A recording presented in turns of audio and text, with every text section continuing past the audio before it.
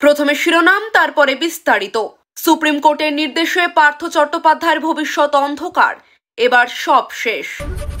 প্রধানমন্ত্রী কিষাণ যোজনা 19তম কিস্তির বিষয়ে বড় আপডেট, এই কৃষকরা টাকা পাবেন না। চাপের মুখে বিরাট ঘোষণা মমতার। মহাকুম্ভে পরিচ্ছন্নতার বিশ্ব রেকর্ড। অবসরের পরে মোটা টাকা পেতে আজই দেখুন এই প্ল্যান। আন্দোলনের নাছোড় মনোভাব চায় সিপিএম। বড় খবর, নবান্নের বড় ঘোষণা। রাজ্যে চালু হবে ডিএ শ্রী প্রকল্প। নবান্ন থেকে কৃষকদের জন্য বড় ঘোষণা, এবার সরাসরি অ্যাকাউন্টে ঢুকবে টাকা। সবার আগে সারাদিনের শীর্ষে থাকা নির্ভরযোগ্য খবর পেতে এখনই ভিডিওটিতে একটি লাইক করে চ্যানেলটি সাবস্ক্রাইব করে দিন। নমস্কার, এতক্ষণ দেখছিলেন শিরোনাম, এবার বিস্তারিত। সুপ্রিম কোর্টের নির্দেশে পার্থ চট্টোপাধ্যায়ের ভবিষ্যৎ অন্ধকার, এবার সব শেষ। 2026 সালের বিধানসভা নির্বাচন ঘিরে তৃণমূল কংগ্রেসের টিকিট নিয়ে চর্চা চলছে। কারা প্রার্থী হবেন, কারা মন্ত্রিত্ব পাবেন, এ নিয়ে চলছে জল্পনা। এরই মধ্যে আলোচনার কেন্দ্রে এসেছেন প্রাক্তন মন্ত্রী পার্থ চট্টোপাধ্যায়। তিনি বর্তমানে জেলবন্দি, তবে কি তিনি নির্বাচনে লড়বেন?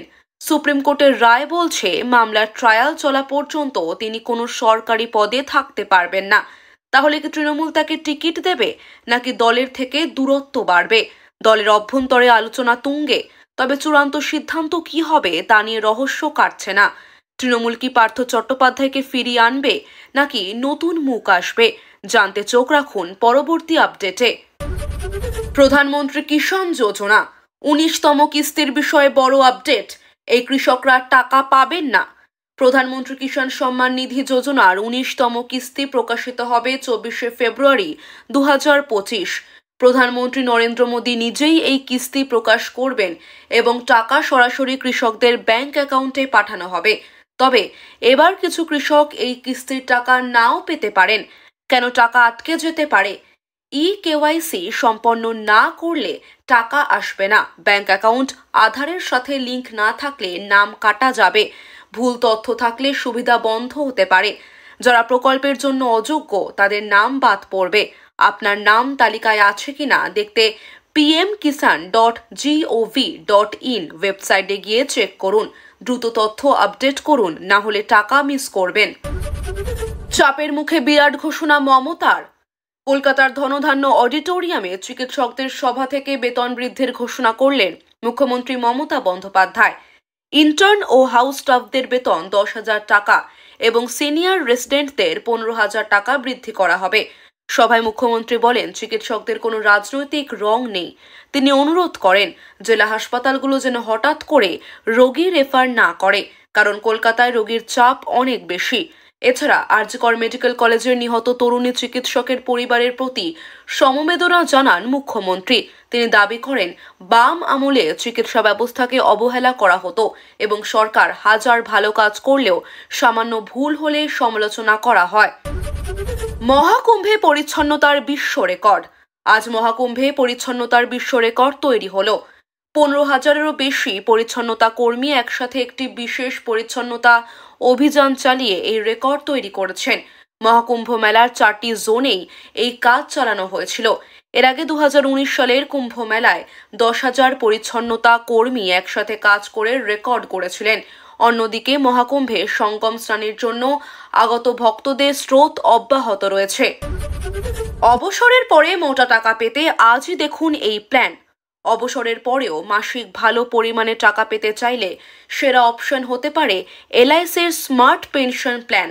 এমনকি হঠাৎ প্রয়োজনে এই প্ল্যানে পুরো টাকা তোলার সুবিধাও রয়েছে। বিনিয়োগের বয়সসীমা 18 থেকে 65 বছর। ন্যূনতম বিনিয়োগ 1 লক্ষ টাকা। এখানে মাসিক বিনিয়োগের সুবিধাও রয়েছে। প্রতি মাসে কমপক্ষে 1,000 টাকা করে জমা করতে পারবেন।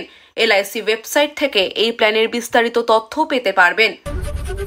আন্দোলনের নাছোড় মনোভাব চায় সিপিএম। শুরু হচ্ছে, কিন্তু তার শেষটা ঠিকমতো হচ্ছে না। শুরুতে জঙ্গি মনোভাব দেখালেও পরে তা ম্রিয়মাণ হয়ে যাচ্ছে। একটা শেষ না করে ঝাঁপিয়ে পড়তে হচ্ছে অন্যটায়। এহেন পরিস্থিতিতে সিপিএম রাজ্য সম্মেলনে অধিকাংশ প্রতিনিধি জোর দিলেন নাছোড়বান্দা। আন্দোলনের উপর যা বলে দিলেন সিপিএম রাজ্য সম্পাদক মোহাম্মদ সেলিমও। সোমবার মধ্যাহ্ন ভোজের বিরতির আগেই সেলিমের পেশ করা প্রতিবেদনের উপর জেলার প্রতিনিধিদের আলোচনা শেষ হয়। ঝুমুর দেখলেন মোদি, চায়ের গন্ধ ও রডকে এক চাওয়ালার চেয়ে ভালো কে জানবো, চায়ের সঙ্গে আপনাদের মতোই আমারও ঘনিষ্ঠ সম্পর্ক। মুখে বাগান দিয়া ভাষা, হাতের লাঠির তাল ঠুকছে ধামসায়। বিধানসভা ভোটের আগে অসমের চা জনগোষ্ঠীর মন জয়ের চেষ্টা চালালেন প্রধানমন্ত্রী নরেন্দ্র মোদী।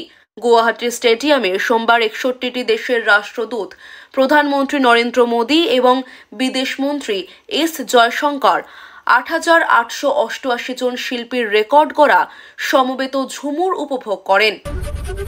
বড় খবর, নবান্নের বড় ঘোষণা। 2026 সালের বিধানসভা নির্বাচনের কথা মাথায় রেখে গ্রামীণ রাস্তা রক্ষণাবেক্ষণের জন্য 1000 কোটি টাকা বরাদ্দ করল পঞ্চায়েত দফতর। সাধারণত প্রতি বছর এই খাতে 200 থেকে 250 কোটি টাকা বরাদ্দ করা হয়। সেখানে 2025 থেকে 26 অর্থবর্ষে নবান্নের একলপ্তে 750 থেকে 800 কোটি টাকা বৃদ্ধির সিদ্ধান্তকে নজিরবিহীন বলে মনে করা হচ্ছে। এই বরাদ্দের মূল উদ্দেশ্য PMGSY ও RIDF-এ অর্থায়নে নির্মিত পুরনো রাস্তাগুলির রক্ষণাবেক্ষণ। রাজ্যে চালু হবে DA-শ্রী প্রকল্প।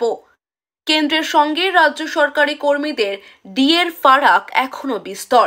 এ নিয়ে আন্দোলনকারী রাজ্য সরকারি কর্মীদের তরফে একজন কটাক্ষ করে জানিয়েছেন, দ্রুত রাজ্যে চালু হবে DA-শ্রী প্রকল্প।